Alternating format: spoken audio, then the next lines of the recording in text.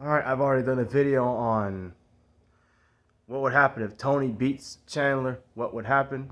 I've also talked about how Tony Ferguson can beat Michael Chandler. Now I'm going to talk about how Michael Chandler can beat Tony Ferguson, even though I've picked Chandler to win this fight. Hopefully I'm wrong, because I'm a big El Kakui fan. Um, it's very simple for Chandler. He does not need to stand with Tony Ferguson any more than he needs to. He needs to utilize his wrestling. He took down Justin Gaethje at least once or twice in their fight, and Gaethje's at the cream of the crop of the lightweight division right now. Tony Ferguson is not. Clearly he's a win or two away from being up there again, obviously, as he should be.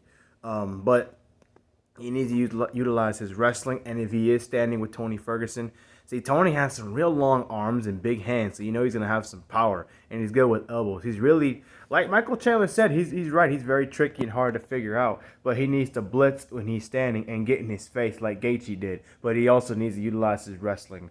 Tony Ferguson's problem so far has been guys that can grapple good and can take him down and control him, like Charles Oliveira, like Benil Dariush. They were able to take him down and control the fight and neutralize Tony Ferguson's ability to strike and throw elbows, unless he's on his back. But even then, unless Tony hits you with something big, he's probably not going to win the fight like that. So for him to win this fight, he needs to keep this fight going longer. I'd said Tony needs to finish it on the feet, and he can, because Chandler's been prone to getting knocked out. But Chandler needs to hit first and hit hard.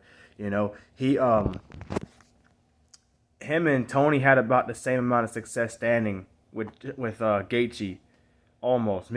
Chandler had a little bit more success, but it wasn't really much more.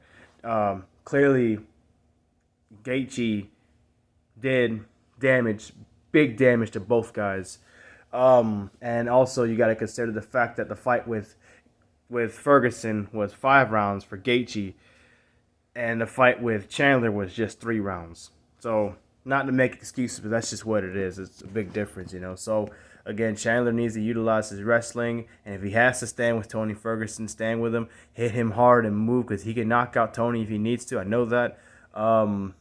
His wrestling is also pretty decent. He needs to take him down and control the fight and win a decision, if possible, which is most likely to happen if Tony doesn't fix his grappling and his wrestling where it needs to be. But if he stands, it kind of leans towards Ferguson a little bit, because Tony doesn't just punch. He can kick, he can knee, he can throw elbows. He's very hard to figure out. That's how he's beaten guys like Anthony Pettis, Cowboy Cerrone, when Cowboy was still somewhat at his peak until recently. Dos Anjos was at his peak when he beat him. Edson Barboza was closer to his peak than what he is now. You know what I mean? So I would stay away from standing up with Tony Ferguson if I had to for Michael Chandler.